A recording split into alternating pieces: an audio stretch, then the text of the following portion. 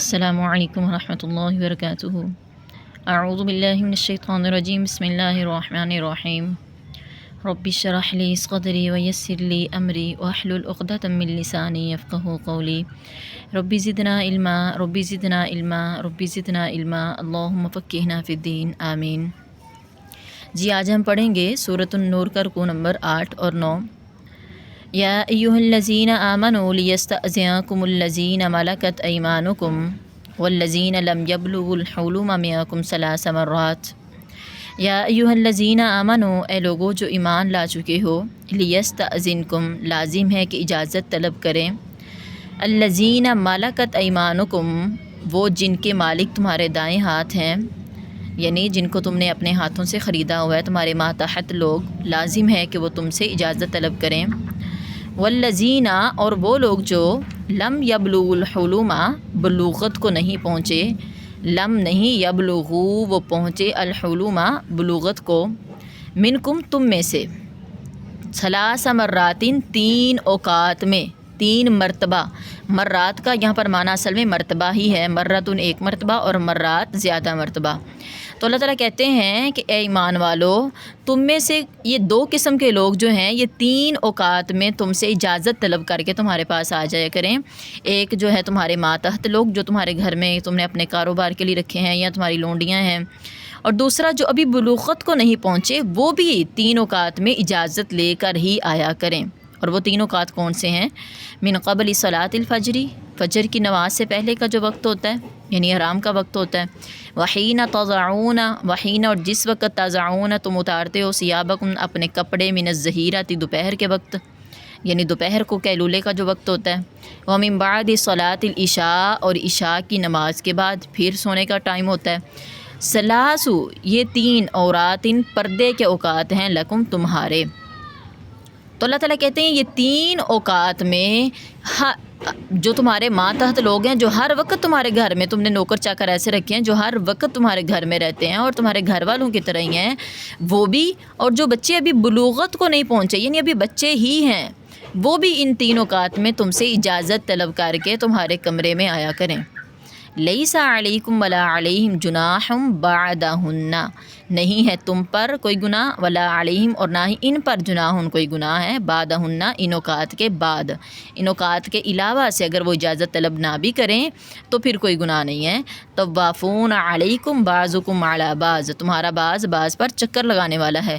آپ کو پتہ ہے گھر کے جو افراد ہوتے ہیں وہ ایک دوسرے کے پاس آتے جاتے رہتے ہیں، ایک دوسرے کے کمرے میں بھی آتے جاتے رہتے ہیں، تو اللہ تعالیٰ کہتے ہیں ان تین اوقات کے علاوہ سے تم جو ہو ایک دوسرے پر چکر لگانے والے ہو، طوافون چکر لگانے والا ہے تم پر، تمہارا بعض پر، یعنی تم سارے ایک دوسرے کے پاس آتے جاتے رہتے ہو۔ کذالک اسی طرح یبین اللہ تعالیٰ واضح کرتا ہے تمہارے لیے الآیات آیات کو، واللہ اور اللہ تعالیٰ علیم خوب جاننے والا ہے، حکیم بڑی حکمت والا ہے۔ جی ذرا غور کریں کہ ان تین اوقات میں اللہ تعالیٰ نے بچوں کو بھی منع کر دیا کہ بچے بھی بغیر اجازت کے کسی کے کمرے میں داخل نہ ہوں، تو یہ اصول و ضوابط اپنے بچوں کو سکھانے چاہیے، اور حتیٰ کہ بڑوں کو بھی ان چیزوں کا پتہ نہیں ہوتا۔ وَإِذَا بَلَغَ الْأَطْفَالُ مِنكُمُ الْحُلُمَ فَلْيَسْتَأْذِنُوا كَمَا اسْتَأْذَنَ الَّذِينَ مِن قَبْلِهِمْ كَذَلِكَ يُبَيِّنُ اللَّهُ لَكُمْ آيَاتِهِ وَاللَّهُ عَلِيمٌ حَكِيمٌ۔ وَإِذَا اور جب بلغ پہنچ جائیں الاطفال بچے، منکم تم میں سے، الحلم بلوغت کو، اور جب بچے بالغ ہو جائیں، فلیستأذنوا پس لازم ہے کہ وہ اجازت طلب کریں، کما جیسا کہ اجازت طلب کرتا ہے وہ جو من قبلہم ان سے پہلے ہے، مطلب جو ان سے پہلے بالغ ہوئے لوگ ہیں، جیسے وہ اجازت طلب کرتے ہیں ہر وقت آتے جاتے وقت، تو اسی طرح جب بچے بالغ ہو جائیں تو وہ بھی ہر وقت جو ہے وہ اجازت طلب کر کے ہی آئیں گے۔ کذالک اسی طرح اللہ تعالیٰ واضح کرتا ہے تمہارے لیے اپنی آیات کو، اور اللہ تعالیٰ بہت جاننے والا، بڑی حکمتوں والا ہے۔ والقواعد من النساء، والقواعد اور بیٹھی رہنے والی عورتیں، من النساء عورتوں میں سے، اور بیٹھی رہنے والی عورتوں میں سے، اللاتی وہ جو لا یرجون نہیں امید رکھتی، نکاح کی، فلیس پس نہیں ہے علیہن ان پر جناح کوئی گناہ، ان یضعن یہ کہ وہ اتاریں، ثیابہن اپنے کپڑے، غیر متبرجات بزینہ اس حال میں کہ وہ زینت کو ظاہر کرنے والی نہ ہوں، وَإِن يَسْتَعْفِفْنَ اور اگر وہ بچیں اپنی چادر اپنے کپڑے اتارنے سے تو یہ بہت بہتر ہے ان کے لیے، اور اللہ تعالیٰ بہت سننے والا، بہت جاننے والا ہے۔ اب اس آیت میں اللہ تعالیٰ کہہ رہے ہیں کہ جو عورتیں بہت بوڑھی ہو جاتی ہیں، لا یرجون نکاحً، حتیٰ کہ ان کے اندر نکاح کی کوئی بھی امید باقی نہیں رہتی، وہ بالکل اب کسی طرح کی کبھی جو ہے نا وہ کوئی نکاح نہیں کرنا چاہتی، وہ کوئی شادی کی رسم میں نہیں بندھنا چاہتی، بہت بوڑھی ہو چکی ہیں، تو اللہ تعالیٰ کہتے ہیں کہ ایسی عورتوں پر کوئی گناہ نہیں ہے اگر وہ اپنے کپڑے اتار دیا کریں۔ کپڑے اتارنے سے مراد یہ ہے کہ اپنا دوپٹہ وغیرہ ان کے سر سے اتر جاتا ہے، بہت ضعیف ہیں، بہت بوڑھی ہیں، تو کبھی ان کا دوپٹہ اتر جاتا ہے غیر محرم کے سامنے سے آتے ہوئے، تو اس میں کوئی گناہ نہیں ہے۔ لیکن اللہ تعالیٰ نے آگے کہا اور اگر وہ بچتی ہیں، یعنی اپنا دوپٹے کو بھی اترنے نہیں دیتی یا اپنے بالوں کو بھی جو ہے وہ غیر محرم کے سامنے نظر نہیں آنے دیتی، تو یہ بہت بہتر ہے ان کے لیے۔ لیس علی الاعمى حرج ولا علی الاعرج حرج ولا علی المریض حرج ولا علی انفسکم، لیسا نہیں ہے علی الاعمى اندھے پر حرجن کوئی تنگی کوئی گناہ، ولا علی الاعرج نہ ہی لنگڑے پر حرجن کوئی گناہ، ولا علی المریض نہ مریض پر حرجن کوئی گناہ، ولا علی انفسکم حتیٰ کہ تمہیں اپنے آپ پر بھی کوئی گناہ نہیں ہے۔ کس بات میں اللہ تعالیٰ کہہ رہے ہیں؟ ان تاکلوا من بیوتکم، یہ کہ تم کھاؤ اپنے گھروں سے، او بیوت آبائکم یا اپنے آباء و اجداد کے گھروں سے، او بیوت امہاتکم یا اپنی ماؤں کے گھروں سے کھانے میں تم پر کوئی گناہ نہیں ہے۔ امہات جو ہے وہ امن کی جمع ہے اگر کسی کے ایک سے زیادہ مائیں ہیں تو، او بیوت اخوانکم یا اپنے بھائیوں کے گھروں سے کھانے سے تم پر کوئی گناہ نہیں ہے۔ اخوان جو ہے یہ اخن کی جمع ہے، اخوان اخن بھائی کو کہتے ہیں، تو اپنے بھائیوں کے گھروں سے کھانے پر تم پر کوئی گناہ نہیں ہے۔ او بیوت اخواتکم اپنی بہنوں کے گھروں سے کھانے میں، اخوات جو ہے یہ اختن کی جمع ہے۔ او بیوت اعمامکم اپنے چچاؤں کے گھر سے کھانے میں تم پر کوئی گناہ نہیں ہے۔ اعمام امن کی جمع ہے، امن چچا کو کہتے ہیں۔ او بیوت اماتکم اپنی جو ہے وہ چچیوں کے گھر سے کھانے میں تم پر کوئی گناہ نہیں ہے۔ او بیوت اخوالکم اپنے ماموں کے گھر سے تم پر کھانے میں کوئی گناہ نہیں ہے۔ او بیوت خالاتکم اپنی خالاؤں کے گھر سے اگر تم کھا لیتے ہو کچھ تو تم پر کوئی گناہ نہیں ہے۔ او ما ملکتم مفاتیحہ یا جن کی چابیوں کے تم مالک بنے ہو، او یا ما جو ملکتم تم مالک بنے ہو مفاتیحہ جن کی چابیوں کے، جنہوں نے تمہیں اپنے گھر کا وارث بنا دیا، اپنی چابیاں دے دی ہیں، تو اگر تم ان کے گھر سے کھا لو، جب وہ گھر میں موجود ہوں تب کھاؤ یا جب وہ نہ ہوں تب کھاؤ، تم پر کوئی گناہ نہیں ہے۔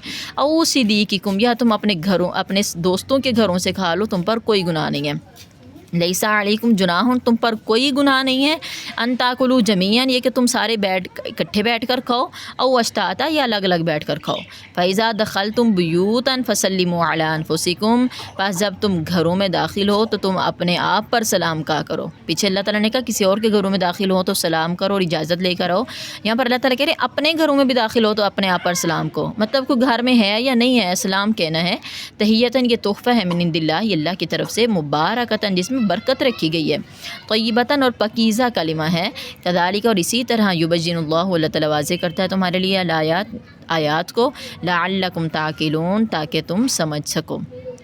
اب اس آیت میں نا اللہ تعالیٰ نے معاشرے میں رہنے سہنے کے اور معاشرے میں جو ہے نا وہ ایک دوسرے کے گھروں میں کھانے کے آداب بتائے ہیں، یعنی اگر تم کن کے گھروں سے تم کھا سکتے ہو، تو وہ اللہ تعالیٰ نے بتایا کہ یہ ایسے، یعنی اللہ تعالیٰ نے یہاں پر بہت قریبی جو ہے وہ 8 قسم کے جو ہے رشتہ داروں کا تذکرہ کیا ہے کہ اگر تم ان کے گھروں سے کھا لو، چاہے صاحب خانہ گھر میں موجود ہو یا نہ ہو، تم ان سے پوچھ کر کھاؤ یا پوچھے بغیر کھاؤ، تم پر کوئی گناہ نہیں ہے۔ شروع میں اللہ تعالیٰ نے کہا کہ اندھے پر اور لنگڑے پر اور مریض پر بھی کوئی گناہ نہیں ہے، تو مراد یہ ہے کہ چونکہ یہ کما نہیں سکتے اپنے لیے، تو لہٰذا یہ بھی اگر کسی کے گھر سے بھی کھا لیں تو ان پر کوئی گناہ نہیں ہے۔ ہوتا یہ تھا کہ یہ، اور آج بھی ایسے ہوتا ہے کہ ایسے لوگ ذرا شرمندگی محسوس کرتے ہیں کسی کے گھر سے کھانے میں، تو اللہ تعالیٰ نے کہا تم پر کوئی گناہ نہیں ہے کہ تم بھی، جتنے لوگ میں نے ان کے جو بیان کیے ہیں، تم بھی اگر ان کے گھروں سے کھا لو یا ان کے علاوہ بھی کسی کے گھر سے بھی کھا لو تو تم پر کوئی گناہ نہیں ہے۔ اور پھر اللہ تعالیٰ نے یہ بھی بتایا کہ اگر تم میں سے کوئی جو ہے وہ ان تاکلوا من بیوتکم، یہ کہ تم اپنے گھروں سے کھاؤ، تو اپنے گھروں سے کھانے میں تو کسی کو بھی کوئی شرمندگی نہیں ہوتی، لیکن اللہ نے پہلے یہ کہا کہ ان تاکلوا من بیوتکم، تم اپنے گھروں سے کھاؤ یا تم اپنے باپ دادا یا تم اپنی ماؤں کے یا تم اپنی جو ہے وہ اخوان اپنے بھائیوں کے یا اپنی بہنوں کے یا اپنے جو ہے نا وہ چچاؤں کے یا چچیوں کے یا اپنے ماموں کے اور خالاؤں کے گھروں سے کھاؤ، تو تم پر کوئی گناہ نہیں ہے۔ مطلب اللہ کا بتانے کا یہ تھا کہ جیسے تم اپنے گھروں سے کھانے میں شرمندگی محسوس نہیں کرتے، اسی طرح تم اپنے ان رشتہ داروں کے گھروں میں جاؤ تو کھانے میں کوئی شرمندگی محسوس نہ کرو. ہاں طریقہ اور آداب کے ساتھ بندے کو کھانا چاہیے. یہ نہیں ہے کہ ہر چیز جا کے اس کی الٹ پلٹ کر دے اور کھائے اور ساتھ ساتھ عیب بھی نکال لے, تو ایسا نہیں ہے. پھر اسی طرح اللہ تعالیٰ نے کہا کہ جن کی چابیوں کے تم مالک ہو, یعنی اگر تمہیں کسی نے اپنے گھر کا مالک بنا دیا ہے, تمہیں اپنی چابیاں تھما دی ہیں, تو گویا کہ یہ اس بات کی علامت ہے کہ تم اس کے گھر کے مالکوں کی طرح ہی ہو, تو تم اس گھر سے بھی بڑے سلیقے سے کھا سکتے ہو. اور اسی طرح اللہ تعالیٰ نے کہا تمہارے جو دوست ہیں جن کو بڑی خوشی ہوتی ہے تمہارے آنے سے, اور اگر تم ان کے گھر سے بلا اجازت کچھ لے بھی لیتے ہو تو ان کو بالکل تنگی اور آر محسوس نہیں ہوتا, تو ایسے اپنے دوستوں کے گھروں سے بھی کھانا جائز ہے بغیر کسی شرمندگی کے. ٹھیک ہے. پھر اللہ تعالیٰ نے کہا کہ تم کٹھے کھاؤ یا الگ الگ کھاؤ, تو ہر طرح سے جائز ہے. اصل میں ہوتا یہ تھا کہ بہت سے لوگ جو تھے وہ پہلے کچھ لوگ ہوتے تھے وہ الگ الگ کھانا پسند کرتے تھے, اور خاص کر اگر کوئی اندھا, کوئی لنگڑا وغیرہ کوئی مریض ہوتا تھا تو اس کے ساتھ نہیں بیٹھتے تھے. کچھ تو اس لیے نہیں بیٹھتے تھے کہ انہیں نفرت ہوتی تھی, اور کچھ اس لیے نہیں بیٹھتے تھے کہ یہ لوگ مریض قسم کے ہیں, بیمار ہیں, تو یہ نہ ان کی حق تلفی ہو جائے. تو اللہ نے کہا نہیں کوئی مسئلہ نہیں, تم کٹھے بیٹھ کر کھاؤ یا الگ الگ کھاؤ. لیکن اگر ہم حدیث مبارکہ کو دیکھیں تو کٹھے بیٹھ کر کھانے میں برکت رکھی گئی ہے اور اسی کو ہی ترجیح دی گئی ہے. جی. انما المؤمنون الذين آمنوا بالله ورسوله واذا كانوا معه على امر جامع لم يذهبوا حتى يستأذنوه. انما المؤمنون, مومن تو صرف وہ لوگ ہیں جو اللہ پر اور اس کے رسول پر ایمان لاتے ہیں. واذا كانوا معه, اور جب وہ ہوتے ہیں معه اس کے ساتھ, یعنی رسول کے ساتھ ہوتے ہیں, جب على امر جامع کسی بڑے معاملے پر, امر کام پر, جامع بڑے, جب کسی بڑے معاملے پر اللہ کا رسول انہیں اکٹھا کرتا ہے تو لم يذهبوا, وہ نہیں جاتے حتیٰ یہاں تک کہ یستأذنوه, اس سے اجازت لیتے ہیں. یعنی اگر کوئی کام, کوئی مسئلہ پیش آ جاتا ہے تو نبی سے اجازت لے کر وہ جاتے ہیں. ان الذین, بے شک وہ لوگ جو یستأذنون کا آپ سے اجازت طلب کرتے ہیں, اولئک الذین یؤمنون باللہ ورسولہ, یہی لوگ اصل میں وہ ہیں جو اللہ پر اور اس کے رسول پر ایمان لاتے ہیں.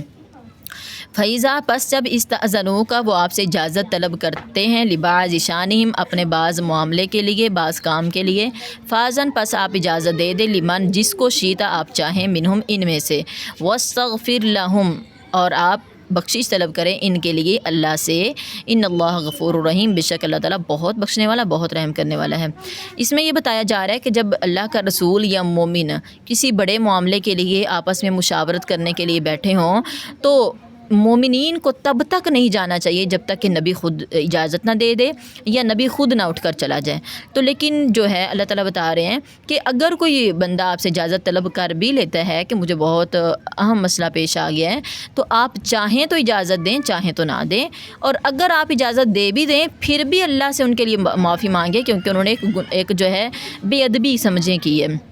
کیونکہ نبی کے ہوتے ہوئے نبی جب بیٹھا ہے کسی کام میں مشاورت کے لیے تو مومنین کو یہ زیب نہیں دیتا کہ وہ نبی سے پہلے اٹھ کر چلے جائیں.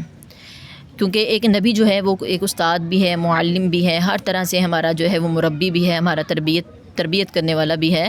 تو بالکل جس طرح سے نبی کے پاس سے جب تک نبی نہیں اٹھ کر جاتا تو مومنین کو یہ زیب نہیں دیتا ہے, اسی طرح جب تک استاد جو ہے وہ اجازت نہ دے, جب تک استاد جو ہے وہ نہ اٹھ جائے تب تک بچوں کو بھی نہیں اٹھنا چاہیے.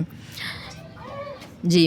لا تجعلوا دعاء الرسول بینکم کدعاء بعضکم بعضا, نہ تم بناؤ رسول کے پکارنے کو آپس میں ایک دوسرے کے پکارنے کی طرح. یعنی جس طرح تم آپس میں ایک دوسرے کو آوازیں دیتے ہو, دور دور بیٹھ کے بھی باتیں کر لیتے ہو, تو اس طرح رسول کو پکارنا تم نہ بناؤ ایسا آپس میں, ایسا جیسے تم ایک دوسرے کو پکارتے ہو. لا تجعلوا, نہ تم بناؤ, دعاء رسولی, رسول کے پکارنے کو, بینکم آپس میں, کا دعائی پکارنے کی طرح, بعضکم تمہارے بعض کا بعض کو, یعنی جس طرح تم آپس میں ایک دوسرے کو پکارتے ہو اس طرح رسول کو اونچی اونچی آواز سے اور دور بیٹھے ہوئے نہ پکارا کرو. قد یعلم اللہ الذین یتسللون منکم لواذا, اس جو ہے وہ ٹکڑے کا تعلق پھر پیچھے سے ہے. تحقیق جانتا ہے اللہ تعالیٰ ان لوگوں کو جو کھسک جاتے ہیں تم میں سے آڑ لیتے ہوئے.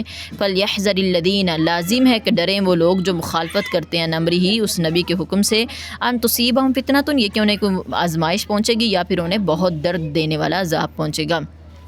یعنی جب نبی جو ہے وہ مشاورت کے لیے بلاتا ہے تو کچھ لوگ ایسے بھی ہوتے ہیں جو نبی سے اجازت طلب کرنا بھی گوارا نہیں کرتے اور ایک دوسرے کے آگے پیچھے ہو کر کھسک جاتے ہیں. تو اللہ تعالیٰ کہتے ہیں کہ یہ بہت بڑا گناہ ہے.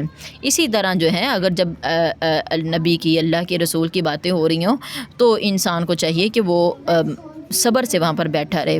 اگر بہت بڑی جب تک کوئی مشکل نہ ہو، بہت بڑا اہم کام نہ ہو، تب تک نہیں اٹھنا چاہیے. الا ان للہ ما فی السماوات والارض قد یعلم ما انتم علیہ ویوم یرجعون الیہ فینبئہم بما عملوا واللہ بکل شیء علیم. الا سنو، بے شک اللہ کے لیے ہے جو کچھ آسمانوں میں ہے اور زمین میں ہے. قد تحقیق، یعلم وہ جانتا ہے، ما انتم علیہ تم جس بھی روش پر ہو، تمہارا جو بھی طریقہ تم اپنا رہے ہو، اللہ اس سب کو جانتا ہے. اور جس دن وہ لٹائے جائیں گے، یرجعون فعل مضارع مجہول ہے. اگر یہ معروف ہوتا تو یرجعون ہونا تھا. تو مجہول کی علامت کیا ہوتی ہے؟ یا جو مضارع کی علامت ہوتی ہے اس کے اوپر ایک تو پیش آ جاتا ہے، دوسرا جو عین کلمہ ہوتا ہے اس کے اوپر زبر آتی ہے. تو اصل میں تھا راجع، اور اس کا عین کلمہ دوسرے والا ہے، یعنی جیم کلمہ ہے. تو مضارع کی یہ علامت ہوتی ہے. مضارع کی تو 4 علامتیں ہیں نا، شروع میں یا الف نون آتا ہے. پھر جب مضارع مجہول ہوتا ہے نا، تو اس میں وہ جو یا الف نون ہوتا ہے، ایک تو اس کے اوپر پیش آ جاتی ہے، جیسے یرجعون یا کے اوپر پیش آئی ہوئی ہے، اور دوسرا جو ہے نا اس کا جو عین کلمہ ہوتا ہے اس کے اوپر زبر آتی ہے. تو یہاں پر جیم کے اوپر زبر ہے، اس لیے ہم ترجمہ کریں گے اور جس دن وہ لوٹائے جائیں گے. اگر یہ معروف ہوتا تو ہم ترجمہ کرتے وہ لوٹیں گے. معروف جو ہوتا ہے اس میں کام کرنے والا موجود ہوتا ہے نا، وہ خود لوٹیں گے. اور یرجعون جو مجہول ہوتا ہے اس میں کام کرنے والا موجود نہیں ہوتا. تو وہ لوٹائے جائیں گے، جس دن وہ لوٹائے جائیں گے اس کی طرف. فینبئہم، پس وہ خبر دے گا ان کو، بما اس وجہ سے جو انہوں نے عمل کیے. واللہ بکل شیء علیم، اور اللہ تعالیٰ خوب جاننے والا ہے ہر چیز کو. جی تو الحمدللہ ہر قسم کی تعریف اللہ سبحانہ و تعالیٰ کے لیے کہ ہماری سورۃ نور بھی مکمل ہو چکی ہے، اور اللہ تعالیٰ ہمیں عمل کی توفیق عطا فرمائے. وما علینا الا البلاغ المبین.